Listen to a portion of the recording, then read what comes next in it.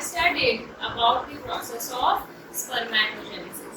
Students, the process of spermatogenesis is a very easy process and it is a continuous process. Whereas we have to study today about the follicular development in the ovary and the process of oogenesis. This is a little bit of complicated process. Students, listen it carefully and take a screenshot of this board so that you can revise it later on. Right? So, process of oogenesis is a discontinuous process. Right? It is not a continuous process. It is discontinuous process and it is little complicated process. Right? Now, the process of spermatogenesis begins at the time of puberty in males, right? Whereas the process of oogenesis begins when the female child is in the womb of the mother. That means during the fetal life, during the embryonic development of the female child only, the process of oogenesis begins. Now what happens, right? So, a mother is conceiving a female child within her womb, right? As and when the female child in the womb grows, there is development of the female fetus, right? There is development of ovary of the female fetus, right? So, what happens, right? This ovary is filled with many oogonias. These oogonias are nothing but the germinal epithelial cells, which are diploid cells. Those are the germinal epithelial cells of the ovary, which can undergo meiosis to produce female gamete, that is egg.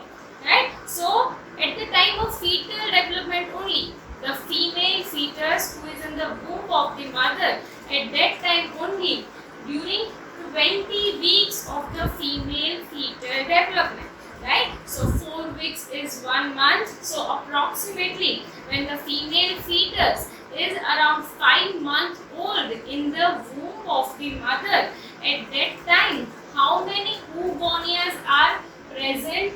There are 6 to 7 million oogonias present in the ovary of the female fetus. In each ovary, we are talking of each ovary. How these oogonias are developed? They develop by continuous mitotic divisions. This is clear, right? Now, at 5th month of the female fetus, there are 6 to 7 million oogonias, right? At the time of birth, right? So, after the completion of entire period of gestation, at the time of birth, in the ovary, in each ovary of the female fetus, how many oogonias are present? There are only 2 million oogonias present. So, ovary will be filled with oogonias. How many oogonias? 2 million oogonias.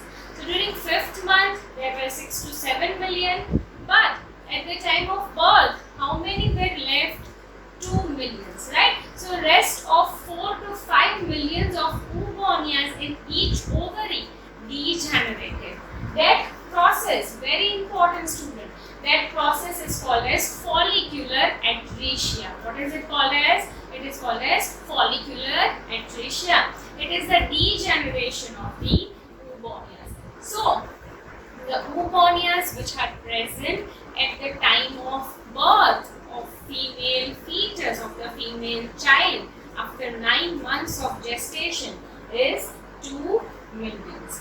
Right? Now, what happens? Right? That these oogonias are as it is. Right? Some of these oogonias will grow and form the primary oocytes. Right? Oogonias will grow to form primary oocytes. This happens at the time of puberty, right? So, 2 million oogonias are present in the ovary, right? Many will degenerate also later on, right? At the time of puberty, some of these oogonias will grow in size to form primary oocyte. So what is this structure? This structure is primary oocyte, and again it is a diploid cell, right? Because it is formed from oombonium only, right? Now, when the menstrual cycle of the female begins, at that time there is changes in the follicle, right? There is formation of follicles, there is ovulation. This happens at the time of puberty only, when there is beginning of menstrual cycle.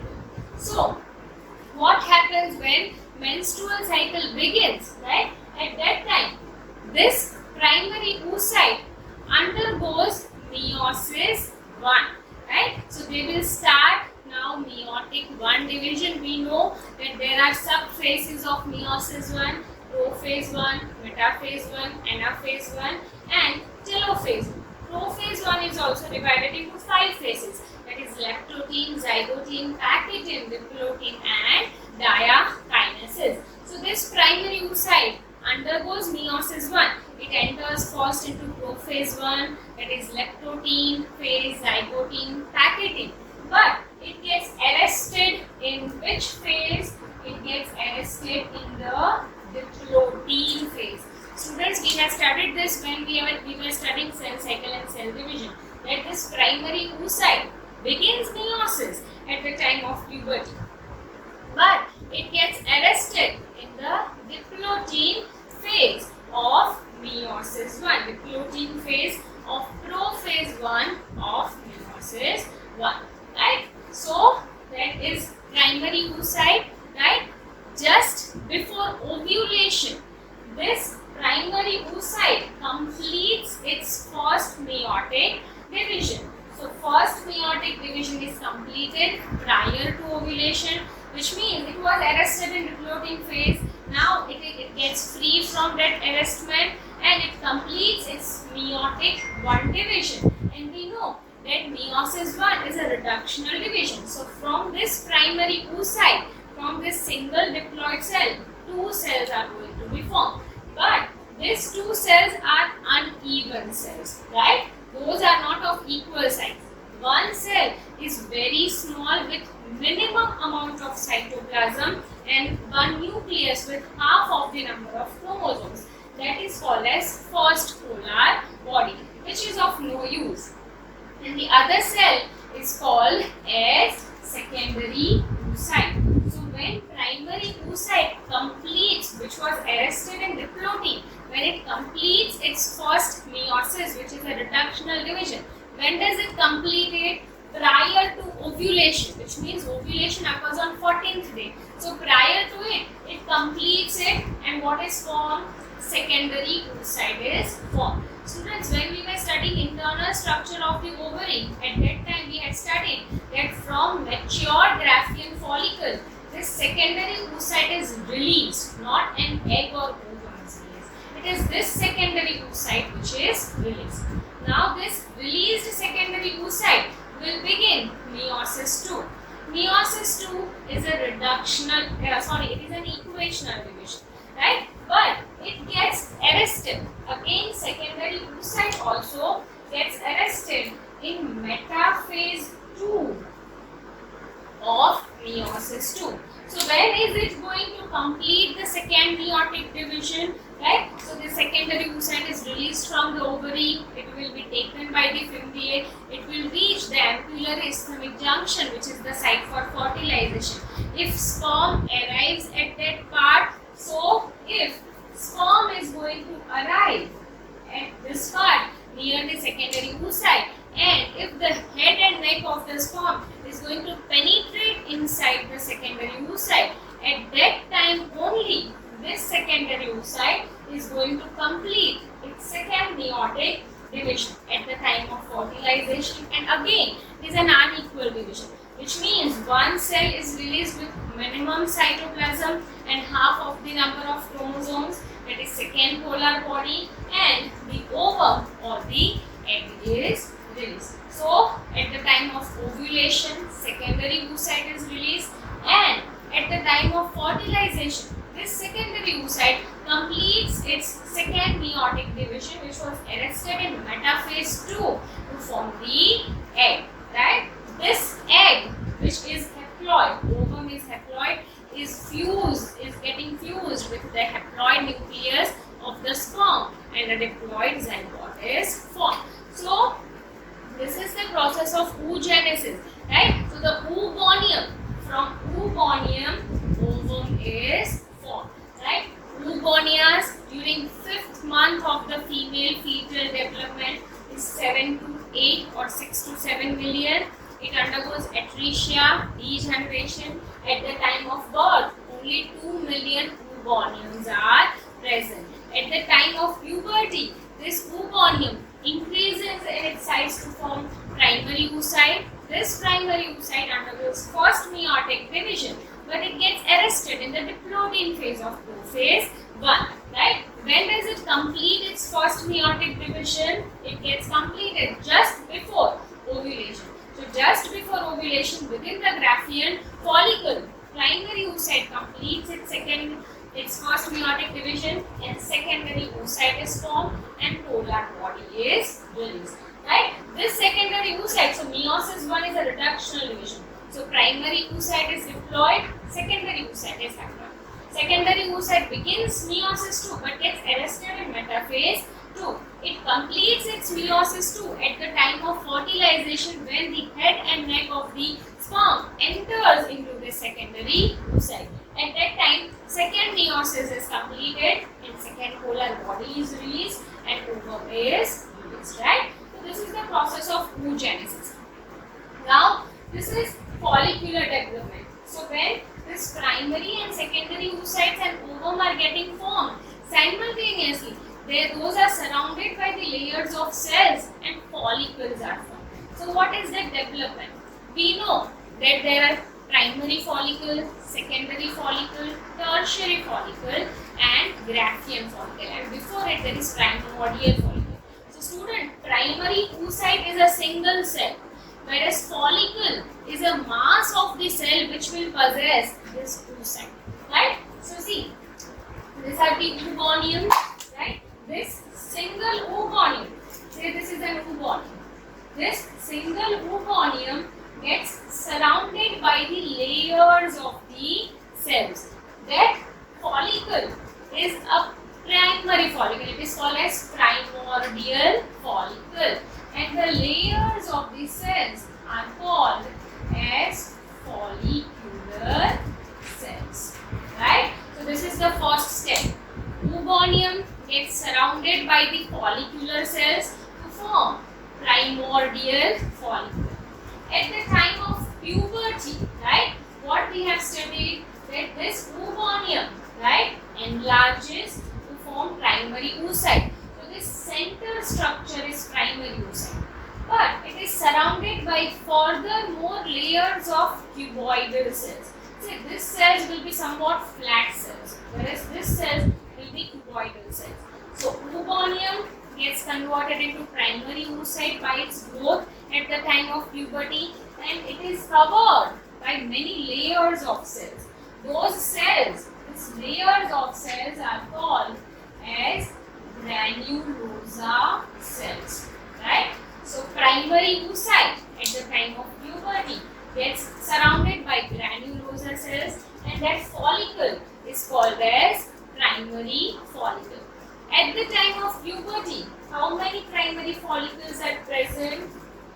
60 to 80,000 primary follicles are present in each ovary. Now student, a woman begins the menstrual cycle at the time of puberty, which is around 12 to 13 years, right? And the menopause, which means menstrual cycle, gets completed by the age of 42 to 45 years. So in between that time, the time period in between is 30 years. And during each menstrual cycle, so each year possesses 12 months, right? So there are 30 years, so 12 into 3, that is, there are 3600 months, right? Now each ovary, turn by turn, is going to produce the ovum. Only a single ovum is released by only one ovary, turn by turn. So you can imagine that out of this much of primary follicles, only some of the follicles are going to grow go into mature Graafian follicle. So during first day of menstrual cycle, many such primary follicles are formed. But out of all these primary follicles, only one follicle will get converted into secondary follicle. Now, what is the difference between primary and secondary follicle? Primary follicle is centered by primary oocyte and is surrounded by granulosa cells. Secondary follicle is also centered by primary oocyte. It is surrounded by granulosa cells, but there is development of one more layer which is called as theca layer. So this is primary oocyte, this is granulosa cells, and there is one more layer coating it, that is the layer of cells only, right? That layer of cells is called as theca layer. As and when this follicle enlarges, secondary follicle gets converted into tertiary follicle. Now, in tertiary follicle, there is development of a cavity. That cavity is called as antrum, and the entire follicle will be surrounded by two theca layers. That is theca interna and theca externa. And it is this cells of theca interna which is releasing estrogen hormone. So students, we have studied that developing follicles are releasing estrogen hormone under the influence of FSH hormone, right? So which cells are releasing estrogen hormone of the follicle? The theca interna cells. So that structure is tertiary follicle, right? So primary oocyte has started meiosis 1, but it is arrested in meiosis 1, right? Now this tertiary follicle gets converted into the mature Graafian follicle, and just before ovulation, right, the primary oocyte gets converted into secondary oocyte. So this center structure is secondary oocyte. Secondary oocyte is present in mature Graafian follicle prior to ovulation. How is secondary oocyte formed? It is formed by the completion of meiosis 1 prior to ovulation. Students, structure of Graafian follicle is very important, right? So the center cell is secondary oocyte. It is a haploid cell. It is surrounded by the layers of the cells, right? And there is a cavity, and these layers of the cells are connected with the outer layer of cells by few more cells. So this surrounding layers of the cells and these connecting cells are called as cumulus oophorus or viscous proligerus or germ hill cells. What are these cells? Cumulus oophorus or viscous proligerus or germ hill cells. Those are the layers of the cells which are surrounding the secondary oocyte and the cells which connect these layers with the outer layer of cells. And there is theca interna and theca externa layers on the outer side. The cavity is called as antrum, right? Cavity is called as antrum, and it is filled with fluid. That fluid is called as liquor follicle. This is the structure of mature Graafian follicle. One more thing, this secondary oocyte will be surrounded by a layer of glycoprotein. That layer of glycoprotein is called as zona pellucida. What is zona pellucida? It is a glycoproteinaceous layer which is surrounding the secondary oocyte. This mature Graafian follicle, which possesses secondary oocyte, which is formed just prior to ovulation, now ovulates, and what is released is secondary oocyte. So this is the released structure. This secondary oocyte will be covered. So this is released secondary oocyte. It is covered by a glycoproteinaceous layer, that is zona pellucida, and it is again covered by the layers of cells. So some of these layers of cells will also be released along with secondary oocyte. Now these layers of the cells are called as corona radiata. This secondary oocyte along with zona pellucida and corona radiata will be taken by fimbriate. It reaches the ampullary ischemic junction and it waits for the sperm to come and fertilize. If sperm do come and fertilize, then only this secondary oocyte completes its second meiotic division. Ovum is formed. Right? So students, very complicated process. It is a discontinuous process. Study it thoroughly. You have to revise my lecture 2 to 3 times to understand it properly and take a screenshot of this board, right? So take a screenshot of this board and revise it before 2 to 3